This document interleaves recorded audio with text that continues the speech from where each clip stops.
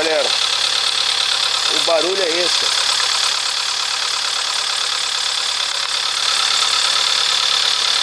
Ninguém consegue me dizer o que é.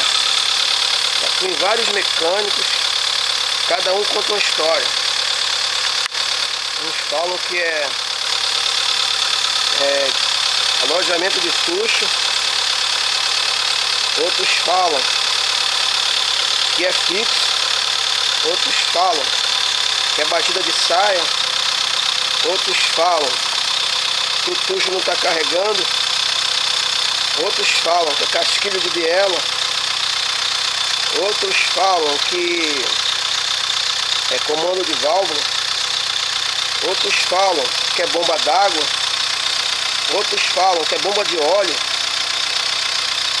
Outros falam que só outro motor, cara. Se existe algum mecânico, pô, capacitado, que tenha essa experiência, que já tenha trabalhado com esse tipo de problema aí, pô, me dá uma moral. Me dá uma ajuda aí, que esse carro tá me dando dor de cabeça. Eu tô com medo de viajar com o carro, tendo em vista esse tipo de barulho, pô. Pode ser que ele venha escangalhar numa BR aí, na estrada aí, a situação fica muito mais grave pra mim.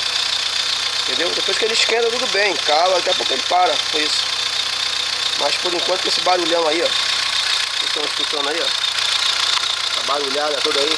Tec, tec, tec, tec, tec, tec, tec, tec, tec. Mas ninguém sabe me dizer nada. Todos especulam, a especulação é geral. Entendeu? Se vocês puderem me dar uma moral aí, cara, me ajudar aí. Como eu, deve ter outros caras também com acha com esse mesmo barulho. Só para dizer o que tipo de barulho é. Para que eu possa fazer o serviço já sabendo de que se trata, para não ficar especulando esse monte de peça, pô. Então eu vou ter que trocar o motor todo, porque cada um fala uma coisa, pô. Entendeu? Agradeço a vocês aí. Se vocês puderem me dar uma moral aí, por favor. Me ajuda aí, cara. Daqui a pouco o carro tá quente, tá filé, não vai fazer barulho, não vai fazer nada, vai andar tranquilo, sem problema. Mas se eu parar assim, cerca de 2, 3 horas, assim que o motor esfria, volta de novo. Entendeu? Até pino de pistão, o nego já também falou também. Um monte de coisa. Valeu? Agradeço a vocês aí, galera. Um abraço. Tchau.